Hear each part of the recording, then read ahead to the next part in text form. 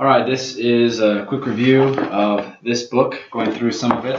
First of all, in order to diagnose a somatic dysfunction, there are 4 basic things you need to know about, and that is, they call it the acronym TART.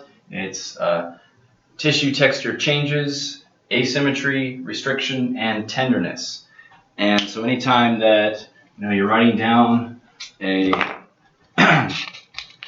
diagnosis for somebody, you should include some of those things. The next here is going to be different types of barriers. There's a physiologic barrier and there's an anatomic barrier. And physiologic barrier is how far I can move my head, for example. I can move my head this far, with my muscles. That's my physiological barrier, this way and this way. Now, in somatic dysfunction, those physiological barriers might be restricted. So, like, let's say I can only go this far because my muscles are tight on this side, so I can't go very far, so it might be restricted on this side, and this way I may be able to go the whole way. Anatomic barrier is how far it can physically go when someone else is putting the pressure on it, or like how far it's capable of going without it snapping your neck, for example. So I can go this far naturally, but if I use my hand, I can actually go a little further. So my anatomic barrier is a little further than my physiologic barrier. There's also a restrictive or pathological barrier, which is kind of the point I was making earlier. Now, physiologically, normally I should be able to bring my head to here, but if there's a restrictive or pathological barrier, I may only be able to bring it to here, and it just gets all stiff and can't go any further. Whereas normally, physiologically, it should be able to go to here, but then anatomically would be even further. So usually, you're going to hit your restrictive or pathological barrier first. Then, when you work that past, you should be able to get the full physiological barrier, and then anatomic. You never want to go past that because you want to break your neck. There's differences between acute and chronic somatic dysfunction. So when you acutely injure something, that means it's short term.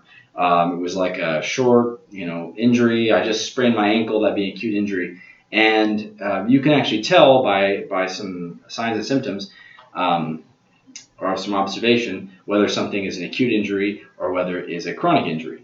With the tissue texture changes, acute injuries are going to be they're going to be reddish. Okay, edematous is the word they use. They're going to be, edema means swelling, so they're going to be edematous. They're also going to be erythematous, which means red.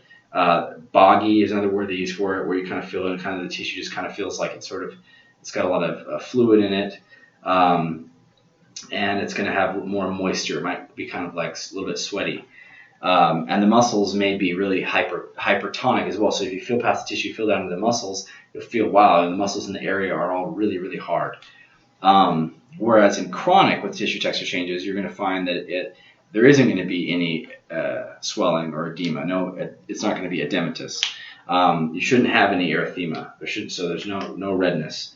Instead, the skin over the area should feel cool and dry, and maybe a little bit of tension in it. So not super hypertonic, but just a little bit tense. And there's going to be, sometimes there'll be decreased muscle tone even. It can be flaccid or weak, and sometimes it can also be ropey, because if it's been a long time, your body's compensating, you feel ropey. If you feel rope, it kind of feels like just like super, not like the muscles tighten, but it's just like the muscles hardened almost. And it's sort of like a fibrotic is another thing we have on there. When you're looking at the asymmetries, remember the tissue texture abnormalities, asymmetry, restriction, and tenderness. So under asymmetry, there will be asymmetry with acute injuries. Asymmetry, basically, one side is different than the other side. So, like, let's say my back's messed up, one shoulder might be higher than the other one, and then my neck would kind of compensate. It's asymmetrical.